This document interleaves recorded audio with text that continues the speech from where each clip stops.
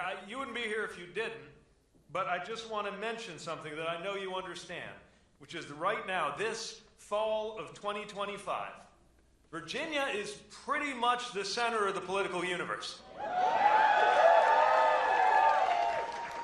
No pressure.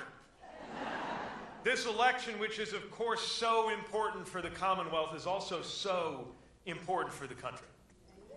And maybe it's fitting that a state at the heart of one of the first big tests of our political life as a country after 2024 ought to be Virginia, the cradle of the republic in so many ways. And that's why I'm so excited in particular to be in Charlottesville on a night like this. Here at the famous Jefferson, whose namesake left us a complicated legacy, but one that includes one of the treasures of this nation, the University of Virginia.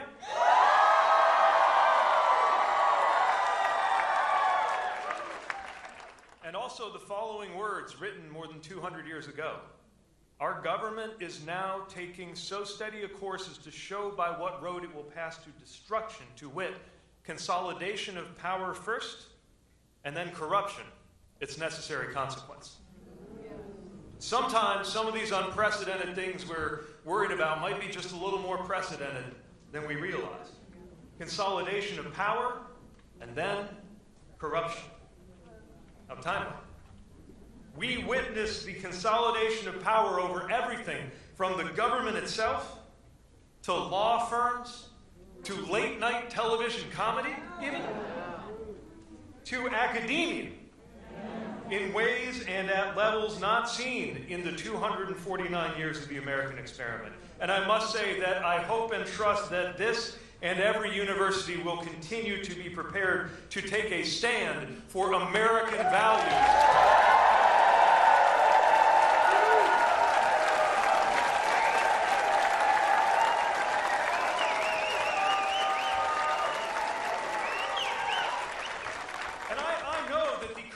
Has been so brazen, and the consolidation of power has been so swift that many of us are left with a sense of powerlessness, that there's nothing we can do. That's how they want us to feel, like we're in front of a steamroller, and there's just nothing we can do. That there's nothing we can do but accept the sight of masked federal agents stuffing people into vans because of an op-ed they wrote, or troops being marched down the streets of American communities. But the reality is we are not powerless. A freedom-loving people does not stand for this, and we are prepared to prove it.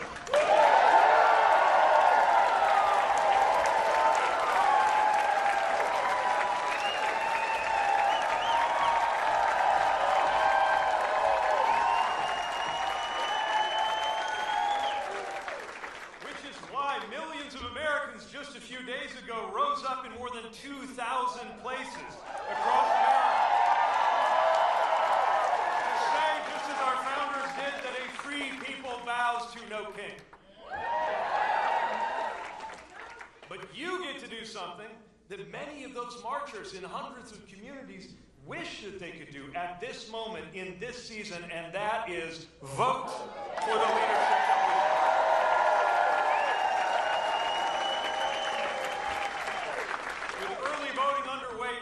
As we speak, Virginians can not only elect the leaders that you deserve, but also send a powerful message about what we all expect from our leaders. That is a message that will be heard around